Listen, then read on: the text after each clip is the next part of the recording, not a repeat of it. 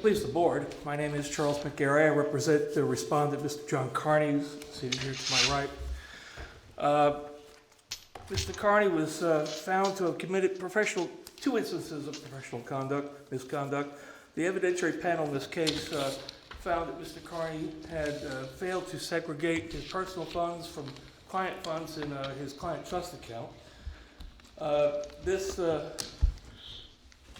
This allegation did not result from any kind of client complaint. It resulted from a petition being filed by the Commission on its own initiative.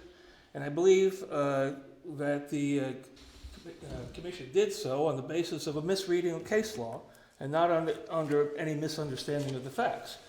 Because the facts in this case, as unusual as they are also completely uncontroverted. Mr. Carney's firm had approximately 18 employees and was running short of operating funds at one point, and unknown to Mr. Carney, a group of 3 of his employees elected on their own to deposit over $600,000 of their own personal funds into the firm to cover expenses while Mr. Carney was engaged in some large litigation. For reasons completely unknown to anybody other than the employees themselves, they chose to deposit those funds in the client trust account rather than the firm's operating account. And the fact that these funds belonged to the employees and not to Mr. Carney was uncontroverted. In fact, the funds were traced, and the record includes evidence that the source of the funds were traced directly back to the personal accounts of the employees themselves. And so, at the evidentiary panel, the Commission's counsel argued that it didn't really matter that these were employee funds or not, because under a Court of Appeals decision out of the Houston 14th Court of Appeals, Neely versus Commission, which is cited in my brief, they took the position that the mere fact that funds were used to pay Mr. Carney's personal expenses out of the IOLTA account was sufficient to prove the commingling. And it made this argument on the record in front of the evidentiary panel at page 66 of the transcript. And they argued that ipso facto, the case says that's enough, that's enough. So since we have these expenses of Mr. Carney's, and Mr. Carney admitted that yes, the expenses that were paid out of the IOLTA account were his personal expenses, though he did not direct that they be paid out of the IOLTA account. He assumed that they were being paid out of operating funds and out of his own funds. He had no idea that the employees had made the deposit, and he had no idea that they were drawing the funds directly out of the IOLTA account rather than first transferring them to the operating account. Now, the Neely case does not stand for that proposition. You've briefed, we follow the Neely briefing in your reply brief. I want to ask you a couple of questions. Sure.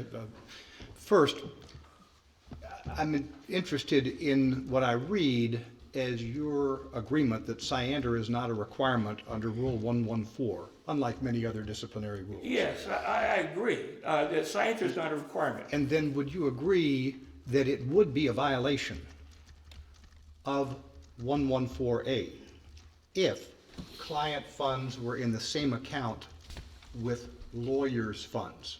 And I know you're saying these are not lawyers' funds, but that would be a violation without more, would it not? Yes, with one clarification.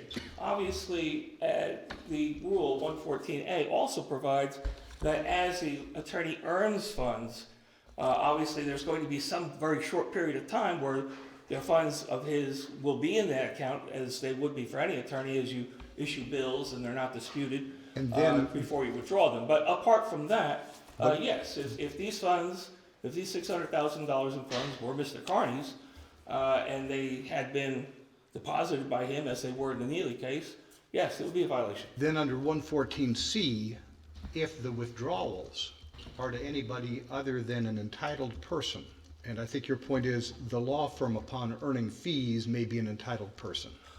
Well, the law firm is an entitled person to the extent that it has earned them and there's no dispute as to that amount, then yes, you withdraw that. And the two $1,000 withdrawals that Mr. Carney admitted authorizing were funds that he had earned, and yes, he was entitled to withdraw them under the rule. Would you also agree that under 114C, without any scienter requirement, if the IOLTA trust funds are used not to pay the lawyer that's earned fees, but to pay utility bills or other operating expenses, there has now been a commingling, and that's not an authorized distributee Yes, I under agree, 114C. But though neither of the cases cited by the Commission specifically stand for that proposition, I would agree that the commentary to the rule provides that the attorney, even if he's earned the funds and is entitled to withdraw them, should, as a matter of procedure, transfer them to the operating account prior to paying his creditors because of the appearance created by having the attorney's bills paid out of the IOLTA account would create an appearance to his creditors that maybe that those are his funds and subject the clients to the possibility of having the funds levied upon. And I want to interrupt you with two other topics, and then I apologize for interrupting one to get back. One is this. I've read the transcript to understand this, that as an intentional matter at a later date to deal with IRS, that both Mr. Haas and Mr. Carney expressed the view to the IRS that these reflected a loan rather than any other characterization. That's not exactly accurate. Help me with the facts on that. Because loan Mr. Carney characterization. clearly testified that since he had no idea that the funds had been deposited, he at no time had agreed to borrow them. And so technically, to the extent that a loan is a two-party agreement, no loan really existed. But in terms of the IRS, IRS categorizes the funds as a loan because that's the category they have for money that's not income. But on page 54 also, didn't Mr. Carney testify that he told Stewart that, quote, we, close quote, would pay back when we were able to? Aren't those the words that sound like acknowledging something as an advance of monies, the Stewart funds? Well, as I said, Mr. Carney clearly testified that there was no agreement at the time. Now, at the time of the hearing, at the time of the evidentiary hearing, yes, there was, once the matter had been brought to his attention. Right. And After it then, had been brought to his attention, then yes, there was understanding, yes, I'm going to, you're going to get all this money back. But this is only after the commission had filed the complaint. the actual checks themselves on their face showed things such as loan and ADV for advanced, and the title of the exhibits that Mr. Carney sponsored Yes. at the hearing were called Loaned Funds Haas and Stewart Funds Advanced to Carney. Those were Yes, but that's the characterization made by the employees. They considered it a loan because they intended to take their money back. Right. And then finally, in the lengthy exhibit of the bank records, there are instances when the balance is inadequate for checks that have been written. The instance I saw was on May 19th, a check number 5396. There was an inadequate balance, and the check is written as a forced pay item, and there was a returned item fee. Do you know anything that you can enlighten us about that exhibit and the inference of inadequate funds in the trust account? I'm sorry. Yeah. The testimony was uncontroverted that the account had been audited by a CPA, and that no client funds had been withdrawn and used for Mr. Carney's personal expenses at any time. So if the IOLTA account were drawn down to a zero, I think the only reasonable inference from that would be that there were no client funds in the account at the time. Mr. McGarry, follow up on a couple of questions from Mr. McKetta. If it's not a loan, what is it? It was, if I take $10 out of my pocket and I stick it, I don't know what it is. It's a unilateral act. It's not a contract. And if you understand a loan to be a bilateral contract, it's not a loan. But it is an advance that was intended by the advancor to be reclaimed. But if it's a loan, let's assume that it in fact is a loan as indicated to the IRS, would you consider that Mr. Carney's property?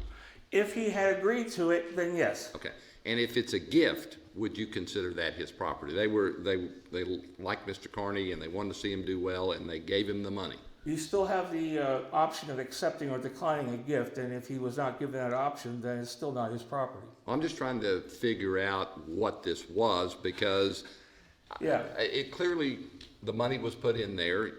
You say it was from his employees to help It him was out. traced back to their personal accounts. Okay, and it was to be used as it was used, either in the firm or to pay personal expenses. Is all that correct? I will just say this. Now, if it were a loan, if they had just been honest about it, you were short funds, you need the money, he may have borrowed it or he may have had his own funds, but I can tell you for one thing, it wouldn't have been put in that ALTA account because there was no reason to do that. Okay, It I'm could have not- been just simply put in the operating account and we wouldn't be here. Okay, or if the money had been taken out of the IOLTA account and earned, as you say, and put into an operating account before it was paid. But it was never earned or intended to be earned. I don't know why. I think, now, Mr. Haas did not testify in this matter, so there was a deposition that was offered. And I think it says in that deposition that he put it in the IOLTA account just because that was the easier account that he had the deposit stamps for. Okay, let me just follow up on one other thing. If these are, if it's a loan or some other funds that Mr. Carney has control over, such that they are his funds that we've talked about. If he exercised control. And that's right. You indicated you would agree that they were commingled. I would, if they were his funds and he had control and he was the one that put it in there, left it in there, then yes, that's commingling. And in terms of your statement from about the CPA and finding that no client money had been used, is that dispositive of anything as far as we're concerned? Or Well, it's relevant to the punishment. But not in terms of whether there's a The commission violation. argued that it's not relevant to anything, but it is relevant to the punishment. Okay, but would you agree it's not relevant on the issue? It's not relevant to the issue of whether misconduct occurred. Correct. The mere fact that it was commingled makes it a violation. Do you? Correct. All right. Ms. So I'm a little curious about one part of the brief, and I may have this wrong, but as I read it, Mr. Carney said he had no knowledge that this activity was going on by the employees. Is that correct? It was first brought to his attention when the commission filed the petition. And Or actually, when they sent the letter prior to that, but yes, it was brought to his attention for the first time by the commission. And he said he did not borrow the funds and he had no control over the funds. Is that correct? Well, he had no knowledge they were there, so he exercised no control. I mean, in theory, he could have exercised control, but since he didn't know that they existed or that they'd been placed in that account, he did not, in fact, exercise control. Isn't Mr. Carney the one person that had an obligation to oversee this account? Well, see, now, ma'am, I would say yes, and that certainly is an argument that the commission has made. However, I would point out that what you're doing then is charging Mr. Carney with one violation, but accusing him of a different one. The failure to supervise, if that's a violation, it's not a violation that was actually alleged in this case. But the point of it is that Rule 1.14C doesn't require personal knowledge or an actual knowledge or intent. But it does require that it be his funds. Okay. I mean, as an objective matter, that's why it doesn't matter whether science is required or not, because it requires, first of all, that just objectively as a fact, that they be his funds. And there's no theory under which they could be said to be his funds unless, number one, he agreed to borrow them, or number two, they were his funds that came out of his account, or, let's see, what would be the third option? There was an agency argument made by the commission that since he's responsible, that somehow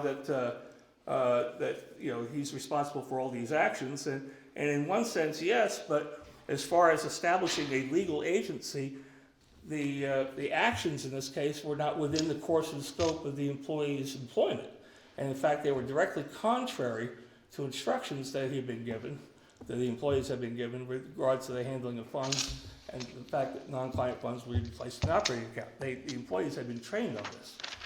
And so it was a direct violation of the employer's instructions, and so it was not an act within the course and scope of agency. I have a question. Can you, If someone else is depositing money in my IOLTA account, it would seem to suggest then they have the right to take it out when they want to take it out, right? Well, that is my argument under the 114C, that if it's conceded and undisputed that these are the client's funds, then the clients can direct that they be paid to whomever they want to, including Mr. Carney's creditors. So then how is it a protected account? If anybody can put in money when they want to, take out money when they want to, what's the point of having an IOLTA account? Well, no, you would require greater supervision, and honestly, if the allegation and complaint had been made of inadequate supervision, as opposed to actual commingling and actual wrongful misappropriation of funds, maybe we wouldn't be here either, or maybe there wouldn't have been a contest. But that's not the allegation that was made. I mean, that's the fault that you can find, but that's not a complaint that we've ever had to defend. All right, Mr. Gary, you're past your time, but if you have any, I'll give you another minute if you want to make any points at this point. No, I'll reserve for rebuttal. Thank you very much. Ms. Liddell.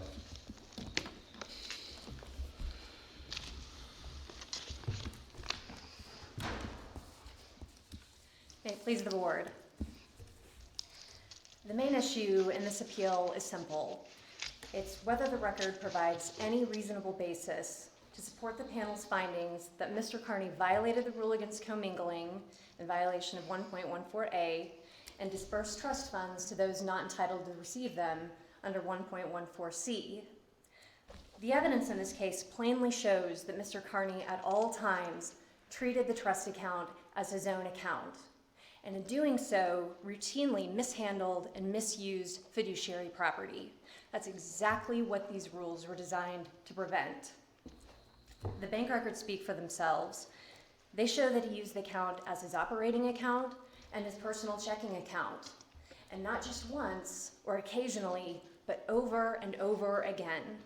They show hundreds of thousands of dollars flowing out of the trust account for his personal use, to pay tens of thousands of dollars in health insurance premiums, tens of thousands of dollars to payroll, thousands of dollars in office supplies, to his personal utilities, to American Express, to Capital One, to his own daughter.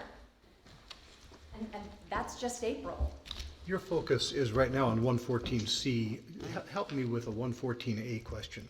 So 114A, it's clear that in my IOLTA account, I cannot have my funds. I can have two categories that are specified: clients, third persons in connection with representation, but there's nothing that says I can't have a third category of money that is not my money. Is there anything that says it could not include monies that a non-client asked me to hold for them and give back at a later date, even though there's no representation? I think if the facts of this case were different and there was some evidence that his employees were depositing their own money into his trust account for him to hold as a fiduciary, not necessarily incident to any specific representation, but to simply hold in trust, that it may be that might not run afoul of subsection A. But those aren't the facts here. The facts here are undisputed. They're that the clients, his employees, his paralegals, were depositing hundreds of thousands of dollars of their own money into his trust account, not for safekeeping, but to be used to pay Mr. Carney's personal and business expenses. Any way you look at that's a loan. Money deposited into his account for his use whenever he needed it, and whatever amount is his money. That's exactly what the rule, that's why there is a rule against commingling. It's to prevent a trust account from being used as a lawyer's personal account, as his operating account. And the reason for that is simple. You don't want to lose fiduciary property, either by a lawyer's own use of that money or by a creditor who would have no problem showing that this isn't a trust account. This is an operating account. It's a personal account. It's not an account entitled to any special protections. And you expose all of the money in that account fiduciary property included, to the risk of loss. And that's exactly what the evidence shows here, time and time again. So I think even if you didn't have the evidence of his employees depositing their own money into the account, the sheer volume of the transactions, of the improper withdrawals, the hundreds of thousands of dollars that's undisputed came out to pay his personal expenses, that shows that he treated the trust account as his own account. And that's exactly what the rule against commingling is designed to prevent. And so it's that kind of misconduct among any conduct that specifically and egregiously damages the public and the profession. Ms. Liddell, how do you respond to Mr. McGarry's argument that what he really should have been charged with was failure to supervise? That's the real violation here. What we have here wasn't just a failure to supervise, and the records make that clear. What we have here is a lawyer who had a fiduciary responsibility for money entrusted to him, hundreds of thousands of dollars of client funds that he was responsible for, and he was not allowed to relinquish that duty to his staff and then claim ignorance when that money was routinely misused, and misused for his benefit at that. What we have here is clearly a violation of 1.14A and C, and the evidence is certainly sufficient to permit the panel to find that he did know what was going on, but more importantly, ignorance isn't a defense under these rules. So I think the panel's findings are plainly supported by the record, and the sanction is more than justified. So the commission would ask that the panel's judgment be upheld in all respects. Let me just ask you one of the arguments that Mr. McGarry didn't get to was the fact that the commission only asked for 2 years and Mr. Carney was given 4 years. What is your response on that? Well, certainly the panel was not limited by the commission's recommendation. The panel has discretion to issue whatever sanction it deems appropriate based on the evidence. And certainly, again, I think the evidence was more than sufficient to support the sanction that they did impose. Okay. Anything else you want to add at this point? If there are no other questions, I'll roll back this time. Anybody have any questions on the panel? Thank you very much. Mr. McGarry? Yes, very briefly. I find it curious, in response to the hypothetical question posed by Mr. McKenna, is it Mr. Maketa, that the commission takes the position that had Mr. Carney known that these funds were being deposited and had been asked to just hold them, that would not be commingling, but the fact that he didn't know they were put in there makes it commingling. It seems to me that the less he knows, the less likely it could be his funds, or be even argued to be his funds, as opposed to whether, if he knew it and agreed to hold it, and they say that's okay. So, I mean, that distinction makes no sense to me. But as far as arguments that somehow Mr. Carney knew or should have known that these funds were there and were being used in the way they were being used, I would point out that the way that these funds, that the employees actually ultimately reclaimed their funds were by forgeries. I mean, they actually broke the law in order to get their funds back out, and at great risk to themselves, which is Well, let me ask you that, because I did hear Ms. Liddell concede, it seemed to me, that if these funds had just been placed in there for safekeeping, hold these for 10 days while I'm away in the Bahamas or something like that. As an escrow agent, for example. Well, yes, and if they'd been put in the IOLTA account, then I heard her say it's probably not a violation. But here, they weren't put in there for safekeeping, they were put in there for use by Mr. Carney in his law practice. That seems undisputed, correct? Well, that may have been their intent. Certainly that was the employee's intent, but their intent should make no difference if Mr. Carney did not know about it or consent to it. Now, if Mr. Carney had agreed to just hold these funds as an escrow agent, and then the client said, well, there are funds, we direct that you use them to pay your bills and the firm's bills. Well, Mr. Carney at that point, given all the facts, could have easily just transferred it to the operating account and complied with his employee's wishes, as he would be obligated to do as the owner of the funds. the owner of the funds can direct that they be used in any legal way that they wish. And so, I think the hypotheticals posed actually only strengthen my case that without knowledge, they certainly can't be called his funds. There's no agency argument, there's no factual argument, there's no legal or factual basis to say these are his funds and therefore they were commingled. And if it's undisputed that they were the employees' funds, then the employees had an absolute unfettered right to direct how they be used, including the payment of firm expenses. And so that would eliminate both violations. And as far as the punishment goes, I would only point out, yes, it was not only twice what was requested, but more than twice, because it was 2 years probated that was requested, and he got 2 years active, which he's already served half of it. And 2 years active and 2 years probated. And the argument made to justify even the 2 years probated that the commission requested was that an actual misappropriation of client funds had been made, which there was no factual basis for. But they're not limited to what the They're not regulation. limited, but they are limited by reason. And I mean, the standard of review is what is there a reasonable basis for it, or was it arbitrary? And I would have to say that if it's based on a false argument as to the facts, and if it's based, and if the punishment is more than double what's requested, and what was requested is based on a false assessment of the facts, that yes, what you're left with is arbitrary. There's no factual legal basis for it. Do you have anything else you want to add, That's Mr. all. McGarry? Any questions from anybody on the board here? Thank you. All right, thank you very much. Set aside. Thank you. We appreciate the argument. We will take it under advisement and advise you of our decision. Maybe excuse. You may.